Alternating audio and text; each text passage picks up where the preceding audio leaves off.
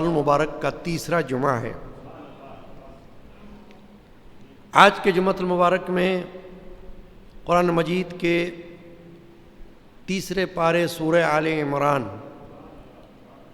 کی آیت نمبر 134 کی تلاوت کا شرف اس فقیر گناہگار نے حاصل کیا۔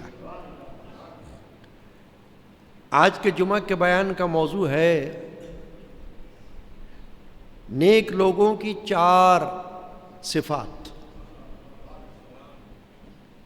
نیک لوگوں کی 4 صفات، 4 خوبیاں قرآن مجید کی روشنی میں۔ آیت شریفہ جو میں نے تلاوت کی، الذین ينفقون في السراء والضراء، وہ لوگ جو خرچ کرتے ہیں خوشی میں اور رنج میں، والکاظمین الغیظ، اور دبا لیتے ہیں غصہ، والعافین عن الناس، اور معاف کرتے ہیں لوگوں کو، واللہ یحب المحسنین، اور اللہ نیکی کرنے والوں کو پسند کرتا ہے۔ یہ ہو گئی آیت شریفہ اور اس کا ترجمہ، اور اسی کے اندر 4 خوبیاں نیک لوگوں کی اللہ تبارک و تعالی نے بیان فرمائی ہے۔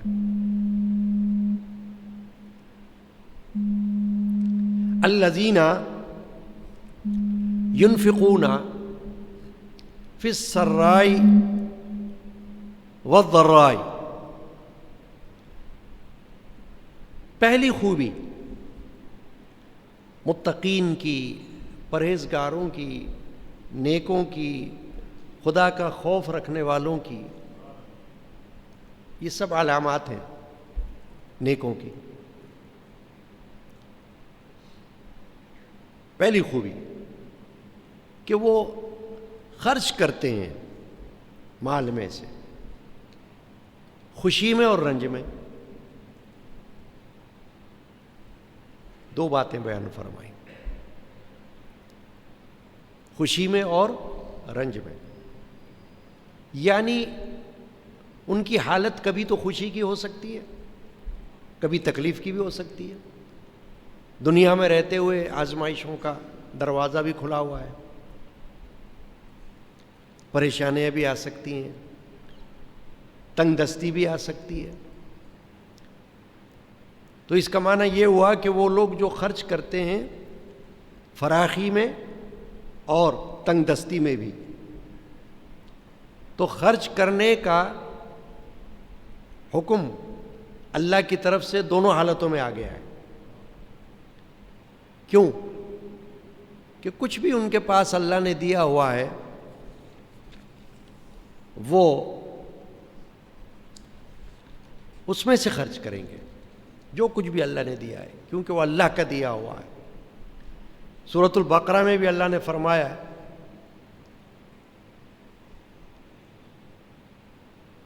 وَمِمَّا رَزَقْنَاهُمْ يُنْفِقُونَ، وہاں بھی متقین نیک لوگوں کی خصوصیت کیا بتائی؟ خرچ کرتے ہیں۔ یہ خرچ کرنے کی بات اللہ نے قرآن مجید میں بار بار کی ہے۔ جو بات بار بار کی جائے اس سے عقل مند کو یہ جان لینا چاہیے کہ یہ بڑی اہم بات ہے۔ اہم بات نہ ہوتی تو اللہ بار بار نہ فرماتا۔ عام طرح سے بھی اگر ہم کسی کو بار بار کوئی بات کہیں تو اس کا مطلب یہ ہوتا ہے کہ اس کی کوئی اہمیت ہے، تو آپ کو مکرر کہا جا رہا ہے، بار بار بتایا جا رہا ہے۔ تو اللہ تعالیٰ نے ایک تو اقیموا الصلاۃ کو بار بار بیان فرمایا، نماز قائم کرو، اور ایک اللہ کی راہ میں خرچ کرنے کو بار بار فرمایا۔ کہ اللہ کی راہ میں اپنے مال میں سے خرچ کیا کرو. ایک بار نہیں، کئی آیات ہیں. ابھی 2 تو میں نے بتا دی، اور بھی آیات ہیں، ان میں مختلف طریقوں سے اللہ تعالیٰ نے اس طرف توجہ دلائی کہ جو مال و دولت اللہ نے تم کو بخشی، زیادہ بخشی یا تھوڑی بخشی، تھوڑی میں سے تھوڑی دے دو، زیادہ میں سے زیادہ دو، سیدھی سی بات ہے. جتنا دیا ہے اس میں سے دو. تو یہ جو فرمایا سورۃ البقرہ میں وَمِمَّا رَزَقْنَاهُمْ يُنْفِقُونَ، کہ نیک لوگ وہ ہیں کہ اس میں سے خرچ کرتے ہیں جو ہم نے ان کو دیا ہے. وَمِمَّا رَزَقْنَاهُمْ، اس میں سے جو ہم نے ان کو دیا ہے، يُنْفِقُونَ، وہ خرچ کرتے ہیں. تو اس میں 2 باتیں معلوم ہو گئی کہ جو وہ خرچ کرتے ہیں وہ ان کے باپ کا نہیں، اللہ کا دیا ہوا ہے. یوں سمجھنا چاہیے، وہ ان کا اپنا نہیں، اللہ کا دیا ہوا ہے. اللہ نہ چاہتا تو دیتا ہی نہ، اللہ نے دے دیا. جب دے دیا تو پھر اللہ کی راہ میں خرچ بھی کرو. اللہ کی راہ میں خرچ کرنا 2 طرح سے. ایک تو خود اس راستے میں خرچ کرنا جن کو ہم حقوق اللہ کہتے ہیں. مسجد میں خرچ کر دیا یا دینی مدرسے میں خرچ کر دیا. اور ایک راستہ وہ ہے کہ اللہ کے بندوں پر جو مستحقین ہیں ان پر خرچ کر دیا. جو مستحق ہیں زکوٰۃ کے بھی، خیرات کے بھی، صدقات کے بھی، ان پر خرچ کر دیا. اور اپنے عزیز و اقارب پر بھی خرچ کر دیا صلہ رحمی کے حوالے سے. یہ سب خرچ کرنے کے دروازے ہیں، راستے ہیں، کہ کوئی تشویش میں مبتلا نہ ہو کہ کہاں کریں، کیسے کریں خرچ، کب کریں. کرتے رہو. زندگی اللہ نے دی ہوئی ہے تمہیں، جیسے نماز پڑھتے ہی رہنا ہے مرتے دم تک، ایسے اللہ کی راہ میں خرچ کرتے ہی رہنا ہے مرتے دم تک. مرتے مرتے بھی کہہ کے جاؤ کہ خرچ کر دینا میری طرف سے.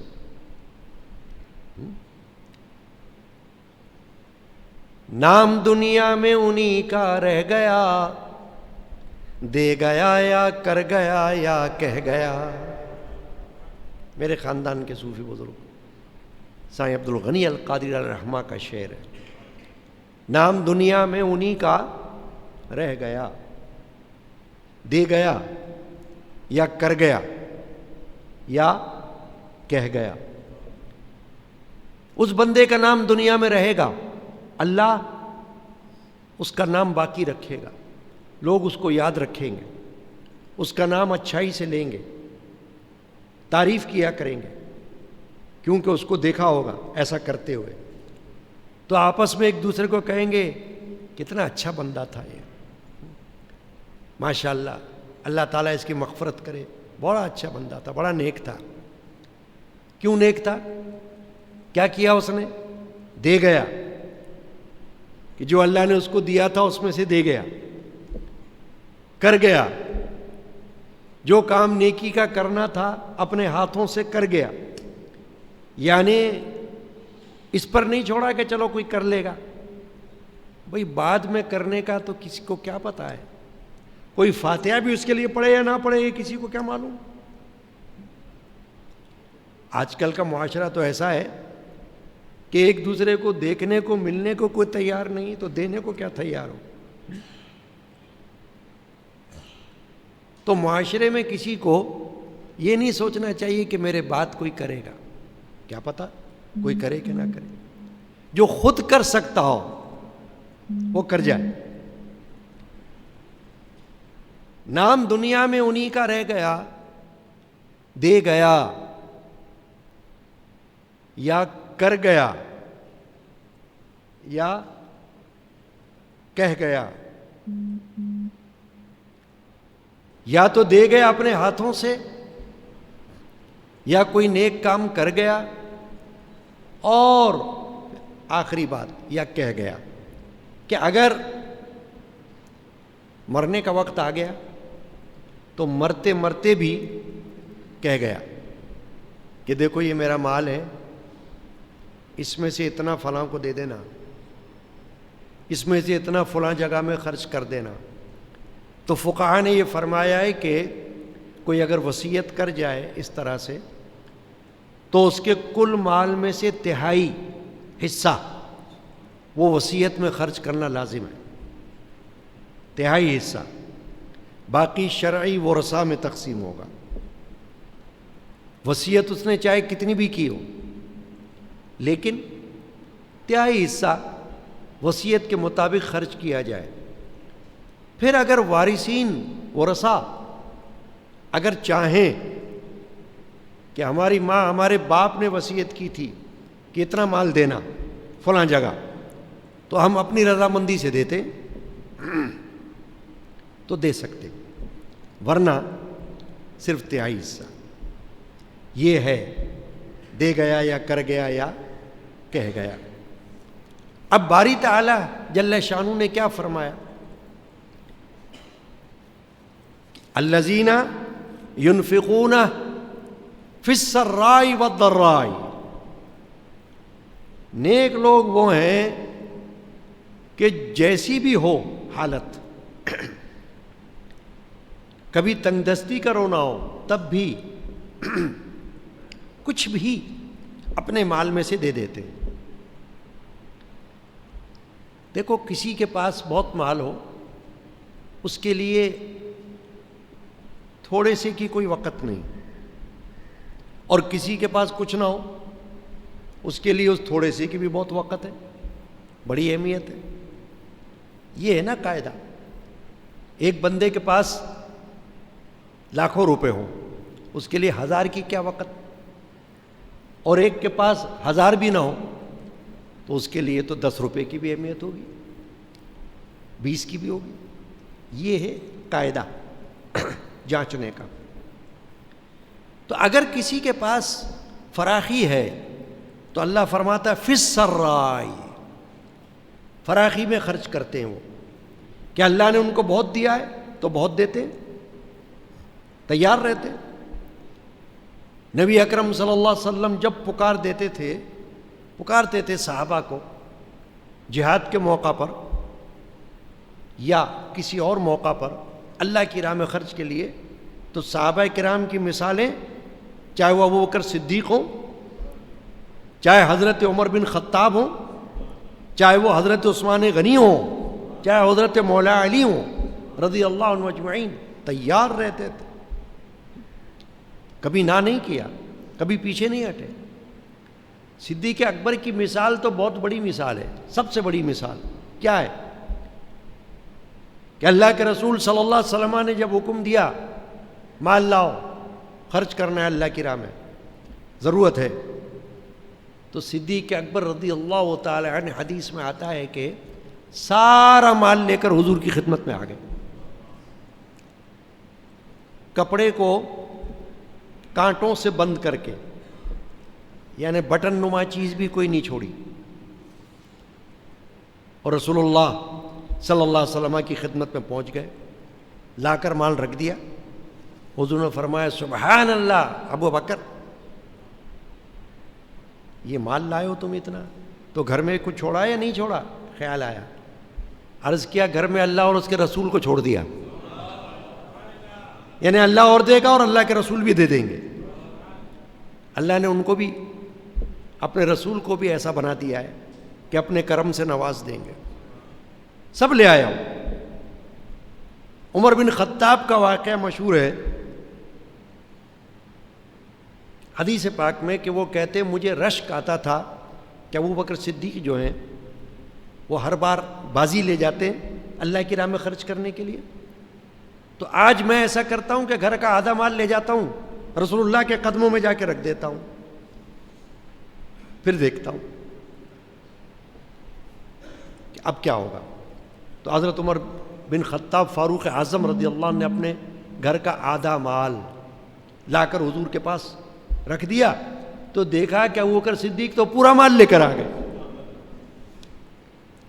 یہ کس کی مثال ہے؟ ہمارے جیسے لوگوں کی نہیں، صحابہ کی.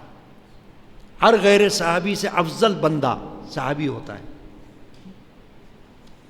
افضل بندہ صحابی. تو یہ صحابہ کی مثال بتا رہا ہوں نا. انہوں نے ہم کو طریقہ سکھایا کہ جب اللہ دے تو پھر اللہ کی راہ میں کیسا دینا چاہیے، کیسے خرچ کرنا چاہیے. نہ کنجوسی کرے، نہ چھپے، نہ مال کو دبائے، نہ جھوٹ بولے، خود دے. کسی کو گردن سے پکڑنے کی ضرورت نہیں ہے کسی کو. اور ایسا مال کام کا بھی نہیں ہے کہ کسی کو زبردستی بولا جائے، کسی کے پیچھے پڑا جائے. نہ، دعوت ہوتی ہے. تو اسلام تو خود ہی دین دعوت ہے. دعوت آپ نماز کی بھی دو گے، دعوت آپ روزے کی بھی دو گے، دعوت آپ اللہ کی راہ میں خرچ کرنے کی بھی دو گے. سب دعوتیں ہیں. دعوتوں سے اللہ نے کبھی نہیں روکا. جبر سے روکا ہے کہ جبر نہ کرنا، اللہ پہ چھوڑ دینا. تو یہاں پہلی آیت، پہلے الفاظ آیت کے، یعنی پہلی خوبی یوں کہنا چاہیے متقین کی، نیک لوگوں کی، اللہ نے یہ بیان فرما دی. تو معلوم ہو گیا کہ نماز کی طرح اللہ کی راہ میں خرچ کرنا بھی کوئی بہت بڑی عبادت ہے. اس کو کوئی ہلکا نہ لے. یہ نہ سمجھے کہ میں تو 5 وقت نماز پڑھ لیتا ہوں تو بہت بڑی عبادت کر رہا ہوں نا بس، اور کیا چاہیے. نہیں، روزہ رکھ رہا ہوں روزہ پورے مہینے کا، اور کیا چاہیے. اللہ فرماتا اور بھی چاہیے. تمہارا مال چاہیے، وہ مال تمہارا ہے ہی نہیں، وہ تو اللہ کا دیا ہوا ہے. اللہ یہ چاہتا ہے کہ تم اس کے مال میں سے خرچ کرو. اگر تم کسی مستحق بندے کو بھی دو گے تو وہ اللہ کی راہ میں دینا قرار پائے گا. یہ مت سمجھنا ہم نے بندے کو دیا ہے. ارے وہ بندہ کس کا ہے؟ اللہ کا. اللہ نے اس کا حق رکھا ہے، تمہارا فرض بنایا ہے، تم اسے دے رہے ہو تو تم اس پر احسان نہیں کہہ رہے ہو. اللہ کی راہ میں دے کر جان تک بھی اگر قربان کرنا پڑ جاتی ہے دین اسلام کے لیے تو وہ بھی اللہ کی دی ہوئی ہے. میرے والد ماجد رحمۃ اللہ علیہ ایک شعر پڑھا کرتے تھے اپنی محافل میں، تقاریر میں، جان دی ہوئی اسی کی تھی. جان دی، ہم نے جان اگر دی تو دی ہوئی اسی کی تھی. جان دی ہوئی اسی کی تھی.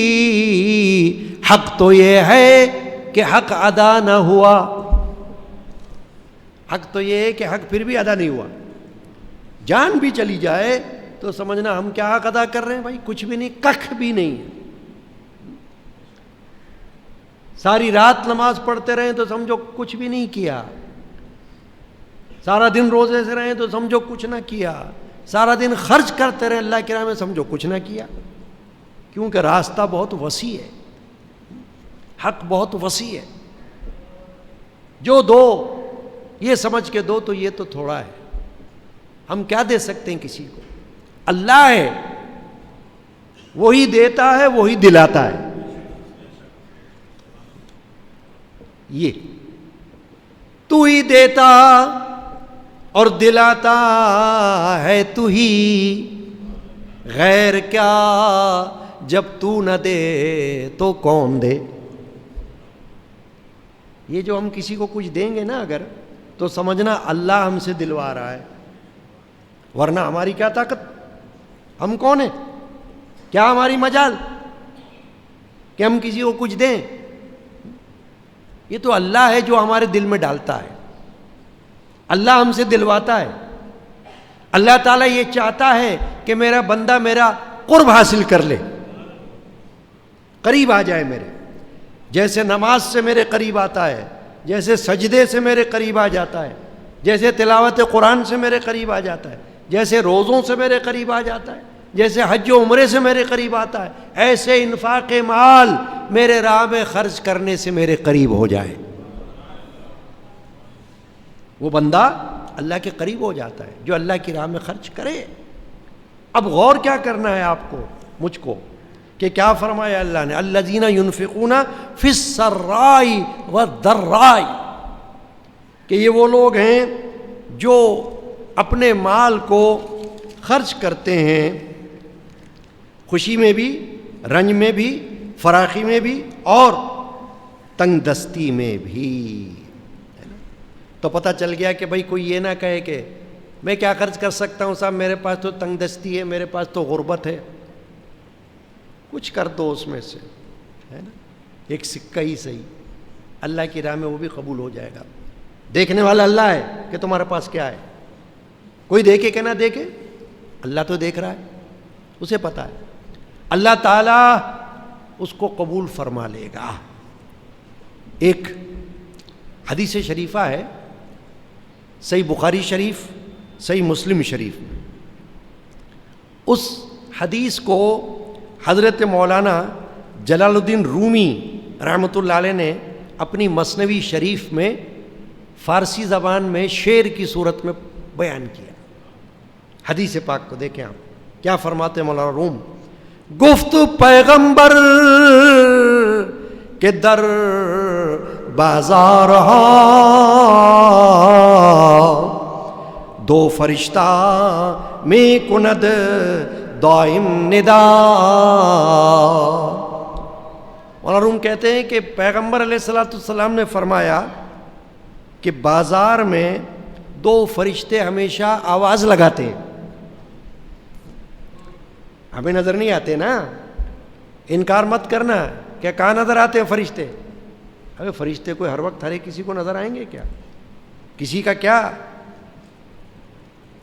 یہ ٹھکانہ ہے اور کسی کی کیا اوقات ہے کہ ہر ایک کو فرشتہ نظر آیا کرے، ہے نا، بندے کو بندہ نظر نہیں آتا، فرشتہ کہاں سے نظر آ جائے گا۔ گفت پیغمبر کے در بازار دو فرشتہ میں کند دائم ندا۔ نبی کریم صلی اللہ علیہ وسلم فرمایا کہ اللہ نے دو فرشتوں کو مقرر کر دیا ہے، وہ بازار میں روزانہ صدا لگاتے، پکارتے، کیا پکارتے، کہ خدا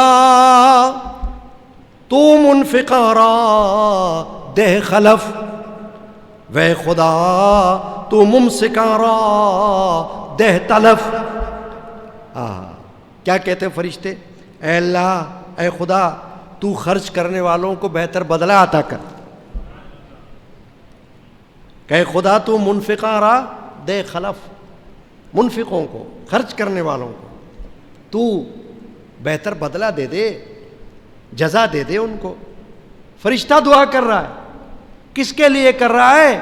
خاکی مخلوق کے لیے، ہم جیسوں کے لیے، نوری فرشتہ، نوری مخلوق یہ دعا کر رہی ہے، اے اللہ تیری راہ میں خرچ کرنے والے کو تو بہتر بدلہ عطا کر، وے خدا تو ممسکاں را دہ تلف، اور اے اللہ تو کنجوسوں کے مال کو برباد کر، یعنی جو مال کو دیتا نہیں تیری راہ میں تو برباد کر دے اس کے مال کو۔ یہ فرشتہ کر رہا ہے دعا اللہ کی بارگاہ میں، ٹھیک ہے، دیکھا آپ نے؟ صحیح بخاری شریف، صحیح مسلم شریف میں یہ حدیث موجود ہے کہ دو فرشتے روزانہ یہ آواز لگاتے رہتے ہیں اللہ کی بارگاہ میں، یعنی دعا کرتے رہتے ہیں۔ اس سے معلوم ہوا کہ بڑی بات۔ اب یہ جو آئی نا فی السراء والضراء، کہ تنگ دستی میں اور فراخی دونوں حالتوں میں خرچ کرتے ہیں۔ ام المومنین حضرت عائشہ صدیقہ رضی اللہ تعالیٰ عنہ سے مثال موجود ہے کہ ان کے پاس ایک وقت میں صرف انگور کا ایک دانہ تھا، انگور کا ایک دانہ تھا، آپ نے وہ بھی اللہ کی راہ میں دے دیا۔ ایک حدیث شریفہ ہے کہ ام المومنین کے پاس ایک عورت آئی اپنی 2 بچیوں کو لے کر، اور سوال کیا. سائلہ تھی وہ، مانگنے والی. ام المومنین نے، اور کچھ نہیں تھا گھر میں سے، کھجوریں تھی، کھجوریں نکالی اور 3 کھجوریں تینوں کو ایک ایک کر کے دے دی. رائے خدا. اس عورت نے کیا کیا؟ 1 کھجور تو خود کھایا، 2 کھجوروں کو اس نے ایک ایک بچی کو دے دیا. 1 کھجور جب خود کھانے لگی، اپنا والا کھجور، تو بچیوں نے اس میں سے بھی مانگا ماں سے. بچوں کی عادت ہوتی ہے نا، اپنا کھا کے پھر اپنے ماں باپ سے بھی مانگ لیتے ہیں، لاؤ اور دے دو ہم کو. حدیث پاک ہے یہ، پکی حدیث. تو بچیوں نے تو ایک ایک کھجور اپنی اپنی کھا لی. اب جب ماں نے اپنے منہ میں ڈالنے لگی وہ کھجور، تو بچیوں نے کہا یہ بھی دو امی. تو ماں نے کیا کیا؟ ان کھجور کو، اس کھجور کو جو ایک تھی اس کو 2 ٹکڑے کیے، 2 ٹکڑے کر کے دونوں کو ایک ایک ٹکڑا دے دیا. شارحین حدیث فرماتے ہیں یہ حدیث ہم کو کئی مسائل بتاتی ہے. ایک یہ بتاتی ہے اللہ کی راہ میں دینا، اور ایک مسئلہ یہ بتاتی ہے کہ برابر برابر دینا. کہ وہ جو بچیاں تھیں، ماں نے 1 کھجور تھی نا وہ تو جو خود کھا رہی تھی، تو کسی ایک بچی کو نہیں دی، بلکہ اس کو ٹکڑے کیا، اور ٹکڑے کر کے ایک ایک ٹکڑا دونوں بچیوں کو دے دیا. تو اس سے کیا معلوم ہوا؟ پھر تیسرا مسئلہ شارحین حدیث یہ فرماتے ہیں، اس میں جو معلوم ہے حدیث میں، ایثار، قربانی، اپنی جان کی قربانی دوسرے کی خاطر. مثلا یہ کہ ماں کا کھجور تھا نا، وہ تو ماں کو ملی ہوئی تھی نا، وہ کھانا چاہتی تھی، اس کو ماں نے اپنی بھوک کو قربان کر دیا بچوں پر. خود کھانے لگی تھی مگر نہ کھایا، اور وہ کھجور بھی بچوں میں ٹکڑے کر کے تقسیم کر دی. ایسی باتیں ہوتی ہیں، دیکھیں آپ. تو صحابہ سے تو بہت سی باتیں منقول ہے، وقت اتنا نہیں ہوتا کہ میں آپ کو کئی واقعات بتاؤں. ہمارا مقصد صرف سمجھانا ہوتا ہے، مثال دینا، کہ بندہ سمجھنے والا ہو تو عقل مند رہو، اشارہ کافی است. عقل مند کو اشارہ کافی ہے. بے عقل کے لیے آپ ساری رات بیٹھ کر یہاں پر بانسری بجاتے رہو، کچھ سمجھ نہیں آئے گا اس کو، کچھ نہیں کرے گا. وہ ایک کان سے سنے گا، دوسرے کان سے نکال دے گا. علماء یہ فرماتے ہیں، بڑی اچھی بات فرمائی کسی نے، کہ سخاوت ایک مزاج کا نام ہے. مزاج کا، یہ امیر اور غریب سے اس کا تعلق نہیں ہے، یہ مزاج ہے. اگر مزاج ہو سخاوت کا تو غریب کے پاس بھی ہو، اور نہ ہو تو امیر کے پاس بھی نہ ہو.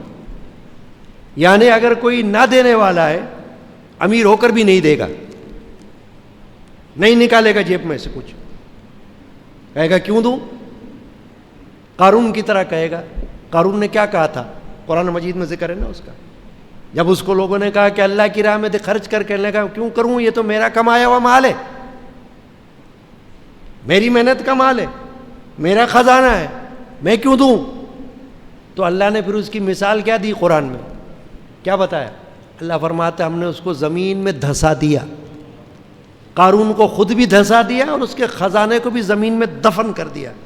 جا تیرا بیڑا غرق ہو، تو بھی جا زمین میں، اور تیرا خزانہ بھی جائے. دفن کر دیا زمین. یہ مثالیں ہیں قرآن کی جو آپ سن رہے ہو. تو علماء فرماتے ہیں کہ سخاوت، اللہ کے نام میں خرچ کرنا تو ایک مزاج، ایک نیچر ہے، فطرت ہے. امیر کے پاس بھی ہو سکتی ہے اور غریب کے پاس بھی ہو سکتی ہے. نہ ہو تو نہ غریب کے پاس ہو سکتی ہے اور نہ امیر کے پاس ہو سکتی ہے. تو یہ تو ایک مزاج کی بات ہے. جس کو شوق ہوگا، جس کو ذوق ہوگا، وہ ایک بار نہیں، وہ تو بار بار دے گا اللہ کی راہ. یہ نہیں کہے گا بس دے دیا نا میں نے. ارے تو تم کو اللہ تعالیٰ دن میں 3 وقت کھانا دیتا ہے، تمہیں اللہ تعالیٰ روزانہ رزق دیتا ہے، تمہیں اللہ تعالیٰ روزانہ مال دیتا ہے، اور اس میں اللہ یہ بھی نہیں دیکھتا کون کافر کون مسلم. کیا کافر کھانا نہیں کھا رہے؟ کون دے رہا ہے؟ اللہ. کیا کافر مال نہیں کما رہے؟ کون دے رہا ہے؟ اللہ. بھئی یہ تو ہمارا ایمان ہے نا کہ کافر کو دینے والا بھی کون ہے؟ اللہ. اور مسلم کو دینے والا بھی کون ہے؟ اللہ. تو اللہ تو دے رہا ہے. تو اللہ تو دروازے کو کھلا رکھا ہوا ہے دینے کے لیے. اب ہم نے اپنے دروازے کو اگر بند کر لیا ہو تو پھر یہ ہماری بدبختی ہوگی. تو پہلی خوبی تو یہ معلوم ہو گئی آپ کو کہ اللہ کی راہ میں انفاق، ٹھیک ہے نا. اب جیسے میں مسجد کے حوالے سے کبھی کوئی بات کرتا ہوں، یہ مسجد حوالے سے، کیونکہ ہم بار جگہوں میں، عام جگہوں میں تو ہم جاتے نہیں مانگنے کے لیے، کسی کے دروازوں پہ نہیں جاتے کہ کوئی شرمندہ نہ کر دے، کوئی ذلیل نہ کر دے. تو کیا کرتے ہیں؟ مسجد میں اعلان کر دیتے ہیں، آپ کے سامنے بتا دیتے ہیں، ضرورت ہوتی ہے بھئی، یہ ضرورت ہے، یہ ضرورت ہے. یہی ہوتا ہے نا، اللہ کے رسول نے تو یہی سکھایا. جیسے بھی آپ نے سنا کہ جہاد کا موقع آیا، حضور نے فرمایا بھئی مال کی ضرورت ہے، لے آؤ. عثمان غنی کھڑے ہو گئے اور عرض کہ یا رسول اللہ میں 100 اونٹ دیتا ہوں اللہ کی راہ میں، آپ کے ارشاد کے مطابق سامان کے ساتھ دیتا ہوں. حضور نے اور ارشاد فرمایا اور دعوت دی. پھر کھڑے ہو گئے، کہا یا رسول اللہ میں 200 اونٹ دیتا ہوں. حضور نے پھر فرمایا. پھر کھڑے ہو گئے، یا رسول اللہ میں 300 اونٹ دیتا ہوں. یعنی بار بار حضور نے تکرار فرمائی جب، تو بار بار عثمان غنی کھڑے ہوئے. عثمان غنی رضی اللہ نے یہ تو نہیں کہا یا رسول اللہ بس دے دیے نا ایک بار، نہیں، اللہ کے رسول کی آواز پر کھڑے ہو گئے کہ نہیں، اللہ کے رسول آواز دے رہے ہیں، کچھ نہ کچھ تو دینا ہے، کرنا ہے.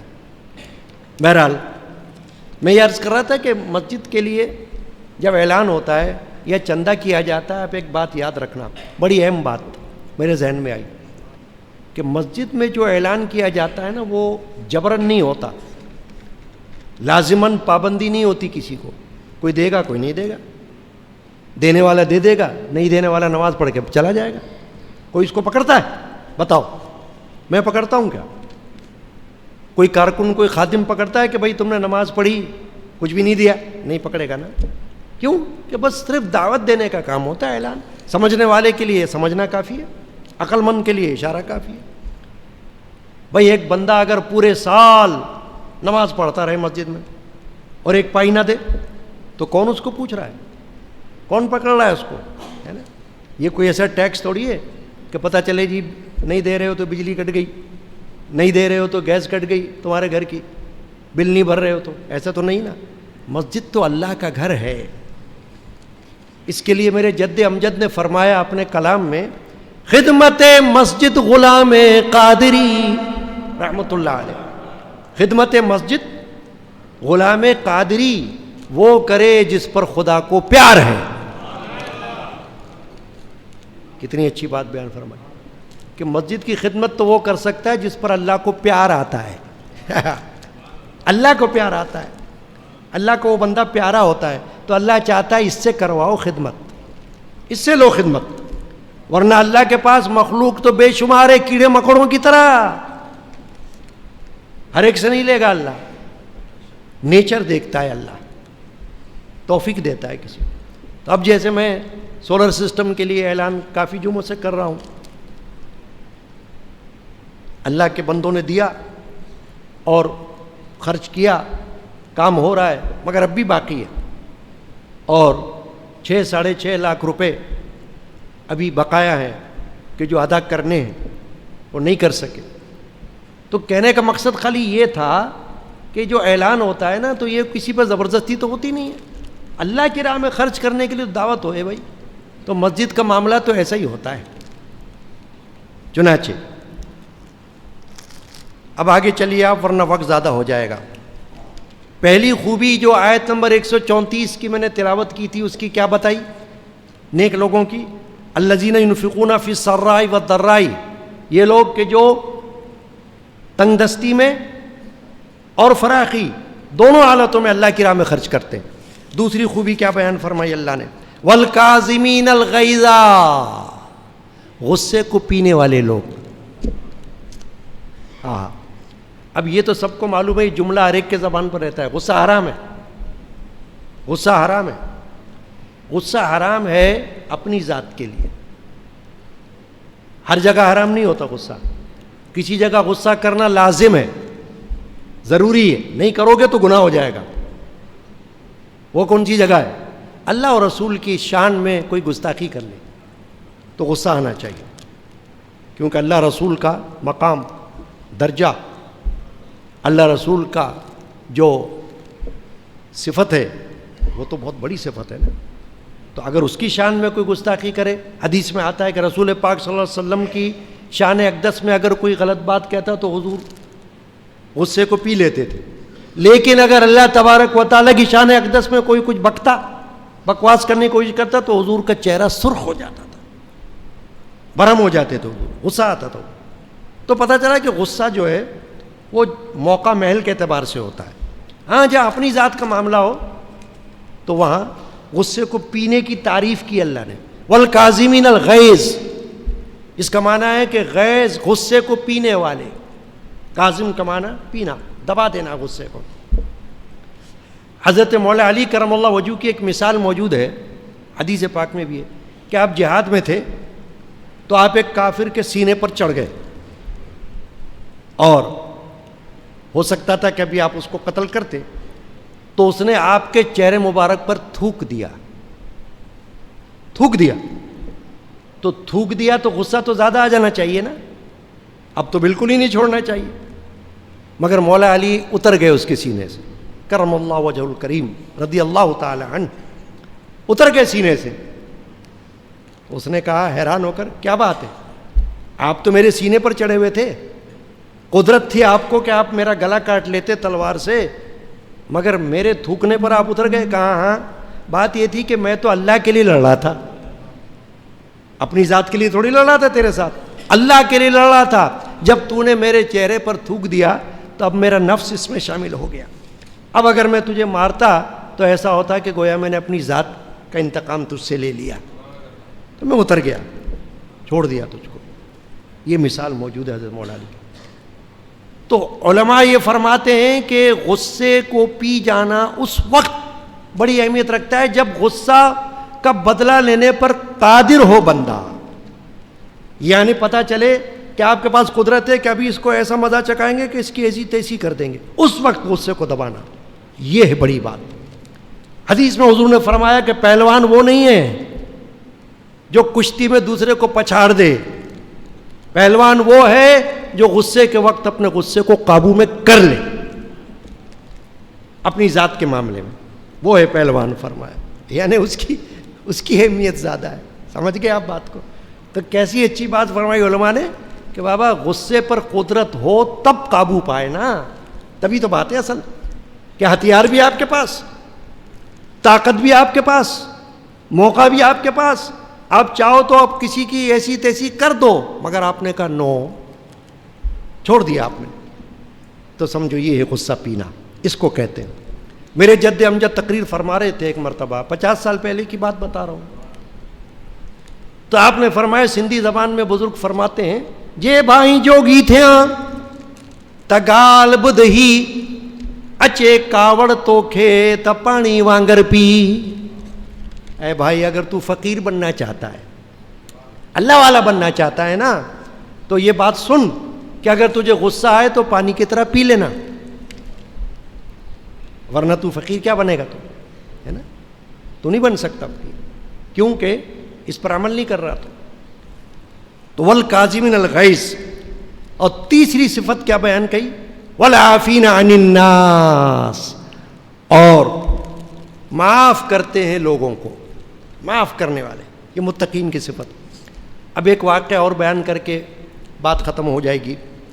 حضرت سیدنا امام زین العابدین رضی اللہ تعالی عنہ، امام بہقی نے اس واقعے کو اپنی کتاب میں درج کیا، روح المعانی میں علامہ علوسی نے اپنی تفسیر میں اس واقعے کو درج کیا، اور بہت سے لوگوں نے اس کو اپنی تفاسیر میں درج کیا کہ امام زین العابدین بیٹھے ہوئے تھے دسترخوان پر، اور ہاتھ دھلانے کے لیے کنیز آئی اور لوٹے میں پانی بھر کے لائی، لوٹا آپ کے اوپر گر گیا. جب آپ کے اوپر گرا تو آپ کو فطری طور پر ناراضگی آئی آپ کے چہرے پر، تو آپ نے اس کی طرف جو دیکھا نگاہ گرم سے، تو چونکہ کنیز تو آپ کے خانوادے کی تھی، اس کو بھی پتا تھا علم، اس نے یہ آیت شریفہ پڑھی، والکاظمین الغیظ. اللہ فرماتا ہے کہ غصے کو پی جانے والے، غصہ تھم گیا. امام زین العابدین رضی اللہ تعالیٰ. کون زین العابدین؟ حضرت امام حسین کے بیٹے رضی اللہ تعالیٰ عنہما، ہے نا، حضرت سجاد. غصہ تھم گیا آپ کا. جب غصہ تھم گیا تو اس نے اگلا والا حصہ پڑھا کنیز نے، والعافین عن الناس. تو امام ذو العابدین نے فرمایا جا میں نے تجھ کو معاف کیا ہے، یعنی تیرے سے کوئی بات نہیں کرتا میں ابھی، معاف کیا جا. پھر اس نے اگلا حصہ پڑھ لیا، یہ آخری والا حصہ، واللہ یحب المحسنین، اللہ تعالیٰ نیکی والوں کو پسند کرتا ہے. امام ذو العابدین نے کہا جا پھر میں نے تجھ کو آزاد کر دیا اللہ کی راہ میں، تو حرہ ہے، جا چل. جب تو نے یہ پڑھ دیا آگے اب کیا رہ گیا باقی کہ اللہ نیکی کرنے والوں کو پسند کرتا ہے، تو چل میں نے تجھ کو آزاد کر دیا، ٹھیک ہے نا. تو یہ ہے آج کی آیت شریفہ جو میں نے پڑھی، آیت نمبر 134 سورہ آل عمران. جس کا جی چاہے گھر جا کر دیکھ لے کہ کیا اس میں صفات اللہ تعالیٰ نے خوبیاں بیان فرمائی ہیں. اللہ تعالیٰ ہم کو اس پر عمل کی توفیق عطا فرمائے، آمین. وصلی اللہ تعالیٰ علی محمد وعلی آلہ وصحبہ اجمعین.